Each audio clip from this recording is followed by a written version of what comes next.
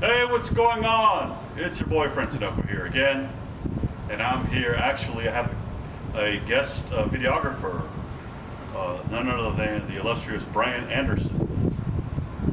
Say hi to the people, Brian, from behind the camera. Hi, people. There you go. And we're here at the Memphis, or the former site of the Memphis College of Art, and you took a couple classes here, right, Brian? I did. Absolutely, that's wonderful. You know who else took a couple? Well, more than a couple classes here. Actually, back the time when I was in college myself, who was here at the same time? Who was that? Amy Carter, the daughter of the president. She flunked out of Brown, so I missed her. So by 1 year, I think. So she continued her education here. Bet you didn't know that. I did not. Well, unfortunately, yes. Now the school made some dicey real estate bets, and now they had to give up their charter and is no longer operational. Sad to say. But the building is still here for us to take a video with. Absolutely. So I'm glad you're here because we had to film this occasion. What occasion are we filming? That would be Mexican Independence Day. Yes, Mexican Independence Day, which was yesterday actually on the 16th. As I've seen a lot of people complain about because of the traffic generated by that in a couple of cities. Well, Chicago mostly. But what else coincidentally? Be your birthday It would also. be my birthday, yes, so thank you. Thank you It's- for this wonderful gift of taking this video for me here at the Memphis College of Art. Definitely graduated some very illustrious commercial and industrial and fine artists in the greater mid-southern United States for all of us to enjoy. Anyhow, since it is Mexican Independence Day, I wanted to talk to you about Mexico. You down? Yes. Okay, excellent. That's wonderful. Have you ever been? Close. Close, but you've heard a lot about Mexico, I would imagine. Well, we went to Cozumel, so not the mainland Mexico. But you did go to Mexico. Right. How was that? Not very Mexican on that side. Okay, that's a good point. But did you run into any problems? I did not. You did not run into any problems while you were there. Again. So I imagine, okay, you like I tend to be a lot less conservative than people that we frequent around at, let's say, work or family or friends and such, correct? Correct. Okay. So don't take it from me because they know my stance. What do people tend to say about Mexico? That they're all coming for us. That they're all coming for us. We're coming for y'all. I say we because my parents are Mexican, so I'm kind of sometimes biased to that point of view. I was born here in Memphis, as y'all know, but that's what do you think about that? It seems to be fairly overblown. Fairly overblown, okay. Right. And when they say they're coming for us, what do they mean? Like, collectively, they sort of mean that perhaps that their particular race will lose some social power. Okay, so there is a bit of a racist replacement component Right. to it. Okay, so that's probably one of the background concerns for sure, if not the overtly. That's the quiet part that's not said out loud. It would depend on your class. It depends on who you are. Correct. Okay, I understand. I have Because some of them, like, you might actually get your job displaced if you're in certain industries, and then other people just have a more esoteric threat view it. an indirect threat, cultural threat, Right. having to adjust to something that you never Suppose had to if you're in adjust a to. certain industry, Okay. you have a more direct threat than a. Right, okay. So, do people that you hang around agree or disagree, and to what extent, with the following statement? America's problems are directly a cause of what Mexico is doing. Partially. Partially. Right. Okay, so in other words, our relationship with Mexico is a net negative with respect to the well-being of the United States. Probably, so, yeah. Okay, that's interesting. That's so in other words, if we were to, if I don't. Maybe I will include myself. Let's say the 10 million or so undocumented, and maybe the 2 million documented Mexican nationals that were here would pick up and leave. Would people be in favor of that?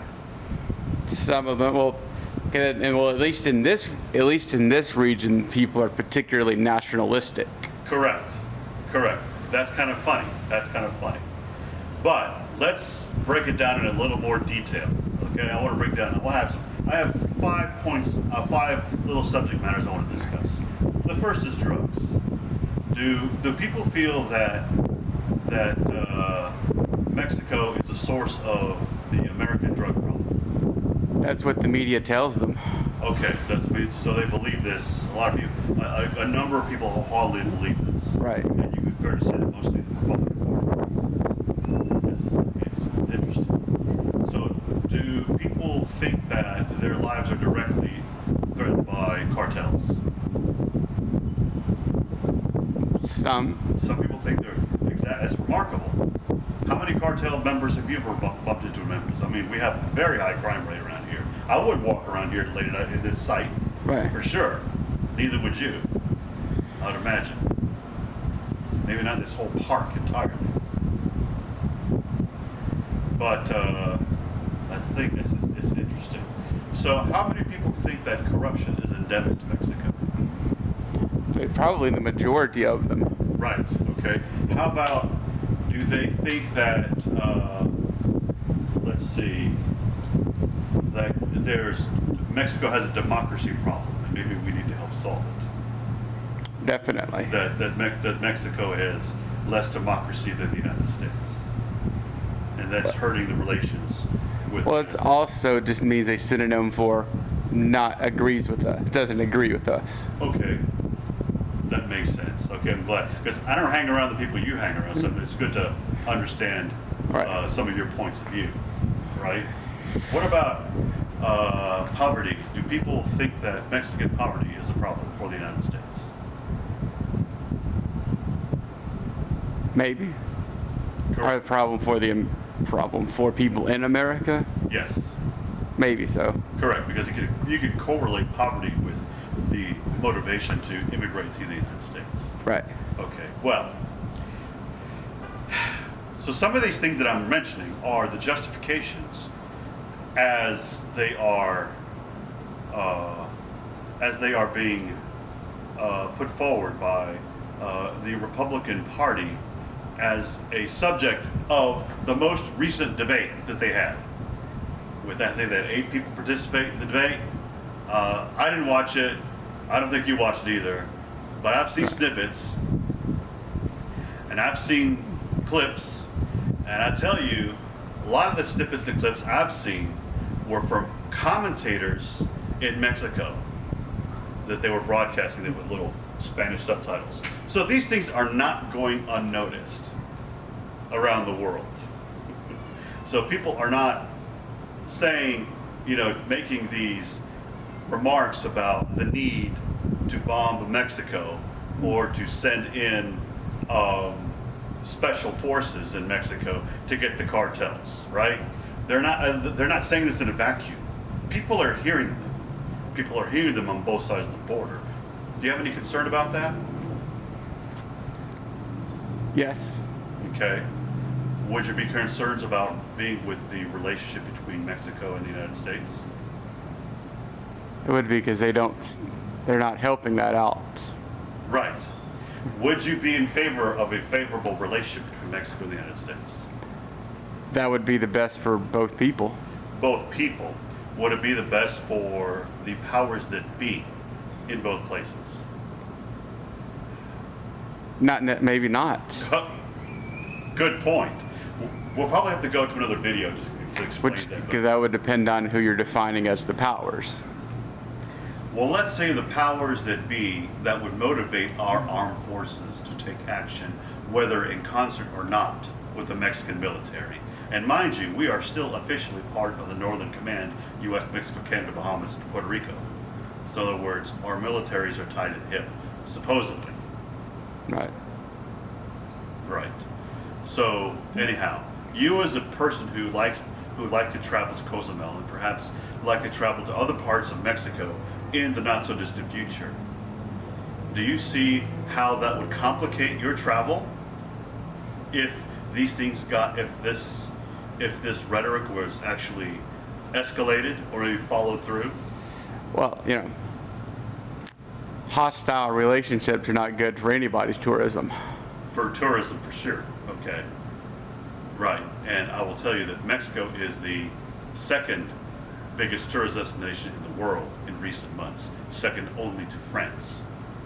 So, and obviously they're getting a big part of the United States coming over, right? Right. Okay. So that's interesting. So, let's go with drugs. So the drug that people are talking about the most is fentanyl. Now, you've heard about fentanyl, right? Right. In about the have you ever seen people on fentanyl? I don't believe so. Okay. Well, it's certain parts more than Memphis are under attack. Like the addiction to fentanyl is very preponderant. So much so that they have city blocks full of people of all walks of life, mostly young people, walking around like zombies because it has much more pernicious effects than organic opioids, right? So Right. people run out of their opioids that they got prescribed, or they no longer need them because they've gotten over the ailment that they were prescribed for. So in order to get this high, what do? They get fentanyl. It's kind of evil, don't you think? It is. All right. So, Particularly in the southern states. right, because meth is getting replaced by fentanyl in a lot of ways, and we're pretty famous for meth around these parts. So, so let's say about drugs. Let's say we were to do what they say. Okay, Vivek and Trump and what's her name? The lady who goes by Nina, I think her name is. The lady who goes by the anglicized, the other South Asian American lady that goes by the Right. Nikki Haley. Okay. Do you agree with their position that we should send drones or special forces, hopefully with, but not without the approval of the Mexican military? I don't know that they have a purpose to do that, but Okay, I would argue they do, but I don't think it's drugs. I'll explain. right. Okay, how much of the American fentanyl pill supply comes from Mexico? I don't know. Probably about a third. The other third comes from the northern border, and the other third comes from the ingredients that come directly into U.S. ports of the West Coast to be mushed into pills in U.S. labs. So, and the DEA knows this. They mapped it out. So it seems like a kind of a funny way to get rid of the fentanyl problem, right? And save American lives? Right. Okay. So let's say they bombed all the labs. Let's say Mexico did approve. And the US came in, drones, special forces, blah, Mexico, US, team buddy up and kill all the fentanyl, destroy all the fentanyl labs. Put all the cartels in jail. Do you think, is that going to fix the problem? Or a good way to consolidate power amongst some of the other cartels. Okay, but enough about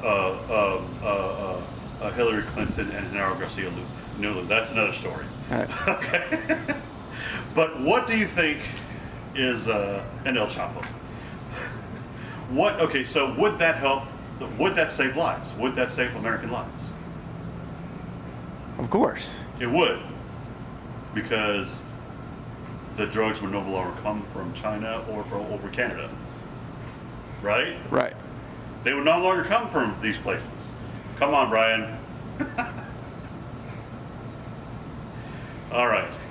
Let's say if the people let's say if all of Mexico left, and they left the territory and they went to the Philippines, someplace they can probably get on in relatively easily, and Germans came in and filled up the territory. Germans, Austrians, Swiss, all the German-speaking people, about the similar population. Is that going to fix the problem? No. Why? I would argue we would have German cartels instead, It's right. because the demand is still there. Right? Right. Have you seen a articulate anti-drug campaign like the kind we saw when we were kids on TV? Not in years. They kind of Right. gave up on those. Gave up? Okay. So you haven't seen this is your brain. This is your brain on drugs. Have you seen that? No. Have you seen Michelle Obama or Melania Trump get on TV, or Dr. Biden get on TV to say, don't do drugs? No. No. You haven't. I don't even remember Barbara or the younger Miss Bush having done that. I don't remember Hillary Clinton having done that. Isn't that funny? It is. That went by the wayside. So are we really trying? I actually saw a commercial about the dangers of addiction. And it was here in the United States. Where do you think I saw it? In the American consulate in Little Rock. Oh. Showing scenes of that famous area of town in Philadelphia where people are scoring their hits. Sounds to me we're not going there for the drugs. Does it sound like to you? That's what it sounds like. Okay. So we're being a little bit hypocritical about that. So, the cartels. Border violence. Border violence. Is it safe to say that Juarez, Reynosa, Matamoros, Tijuana are some of the most dangerous cities in Mexico, if not the world? That's what reports would say. The reports say this. Right.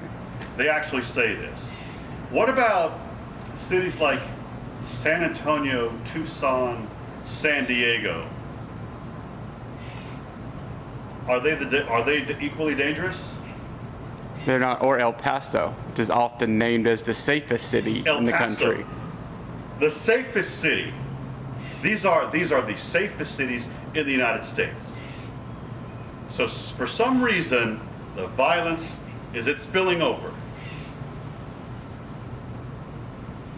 It doesn't seem like it is. Doesn't seem like it is. Apparently, the cartels are they operating in the United States? Of course. Why do you say that? Because you don't want to handle distribution back home. Who's handling distribution in the United States?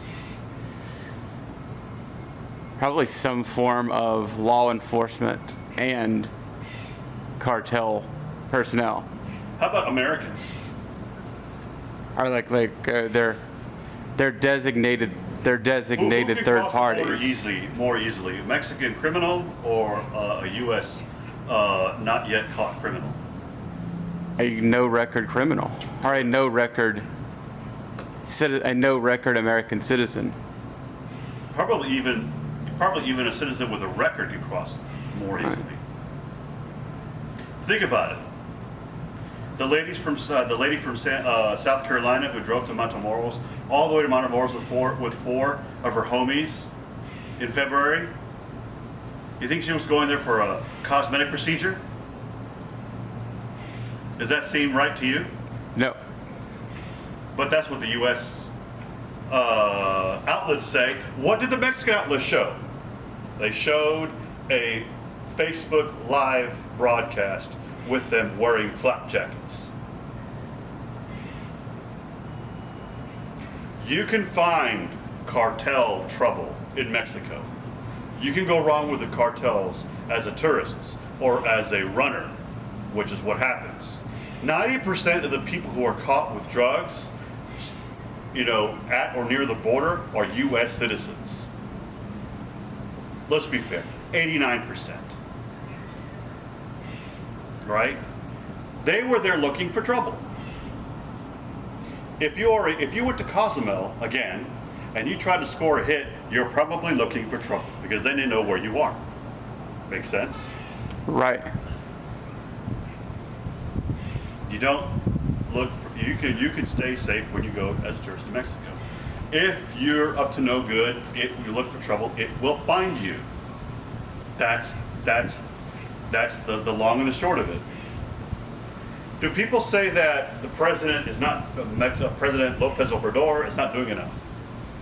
They do. They do that a lot. Okay, so now, let's take one example. So this weekend we saw that the son of El Chapo, Ovidio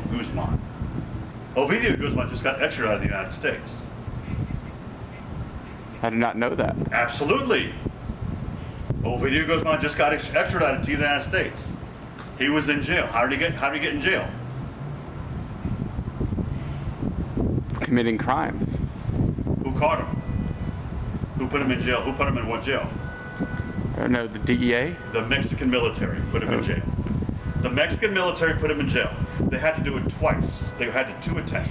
The first, it was like federal police, not adequately equipped. The second time, the military, which is not authorized, went after him, and they lost 10 troops. They lost 10 members. The military had 10 casualties getting him and putting him in jail and extraditing him to the United States. That doesn't line up with Mexico not doing enough. Have you heard reports of Mexico, the Mexican Navy catching tons at a time shipments either in containers or in improvised outboard motor-driven vessels coming in from Colombia over the open water towards the western Mexican coast? Occasionally.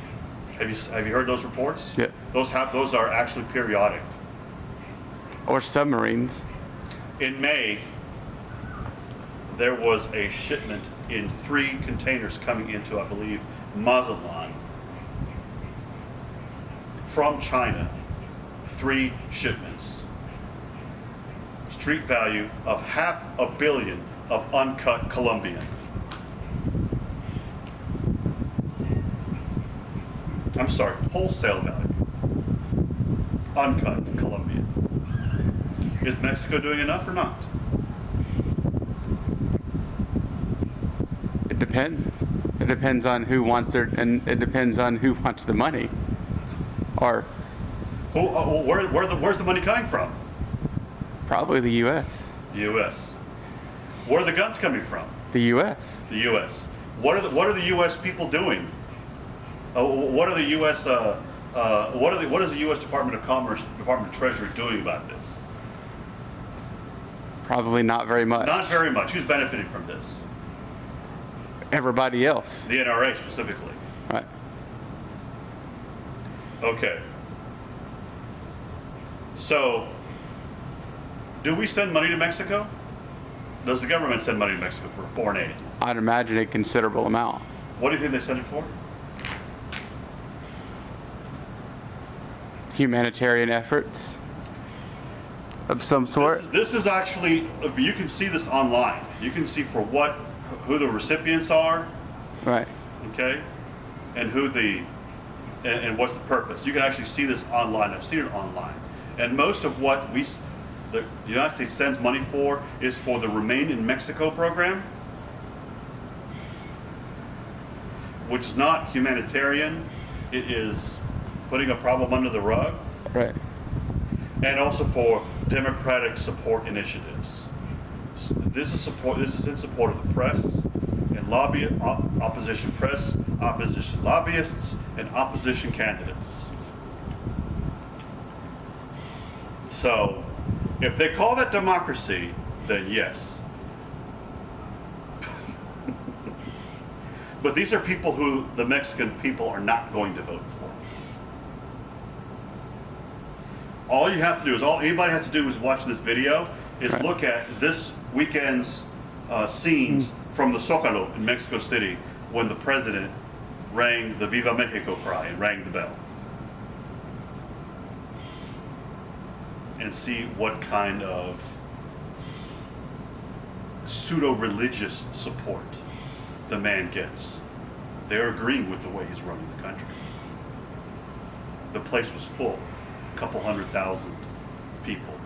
They would have shown more had more could fit. So anyway, and immigration. Are Mexicans coming over? Is the border out of control? Are Mexicans coming over the border in the United States? Sporadically. Sporadically, yes. Are Americans coming over into Mexico sporadically? More so. Who'd you learn that from? Okay. You probably learned it from me, but yeah. Right. Okay, but yeah. So the number of retirees, expats, I like to call them. Or they call it reverse migration here. Well, if you're Mexican or Mexican American, yes. Don't threaten me with a good time. Right. All right. So the immigration is actually net negative to the United States. But we already know what it looks like. There was a movie out like 10, 15 years ago about the year without a Mexican or whatever. Well, we know what that looks like because Ron DeSantis, who was on this stage, actually had a law that went into effect on July 1st. What do you think happened when he started coming down on immigrants, employers, and people who drive them around from place to place? It nearly shut down a couple of key industries and organizations, or construction projects and all sorts of things. And fields are Shut down. Were just shut down. Fields are letting the crop rot. Billions and billions in economic losses directly to the owners, for starters. Okay, and a lot of retail outlets are feeling the pinch. A lot of customers of these jobs are feeling the pinch. They can't move in. There's food insecurity. There is fuel insecurity and a lot of fuel price because Pemex is not exporting gasoline to Florida anymore. I bet you didn't know that the National Petroleum Company of Mexico is a major supplier of petroleum products to the state of Florida. No. So how do you think life is in the state of Florida versus the spring? It's always hot in Florida. It's a little hotter now. Yeah. An amount of people, about 750,000 laborers left Florida. That is more than the city of Memphis, a little bit shy of how many people live in Shelby County, Tennessee. Would that not really throw a wrench into Florida? Yeah, that would not go well for them. That would not go well. And they have twice the people that Tennessee does. Literally, twice the amount of people Tennessee does. So, it ain't good. Especially in Miami. Around Miami, yes. Or South Florida. Well, like Monroe County, Where they're just Homestead. Where there's non-stop construction. Right, Homestead for the fields and maybe, Fort Lauderdale for the construction. Right, I would agree with you. But anyhow, it's a problem statewide to a certain degree, greater or lesser for sure. I would say though, go back to the original question. Does it make sense for us to unilaterally prosecute drugs in Mexico and Mexico alone? No. Uh-oh. Kind of makes you think what we're up to, because we're not up to drugs. The policy doesn't suggest that. Right? No. If you were trying to get rid of drugs, you'd actually be doing other things. Like maybe go after them here in the United States.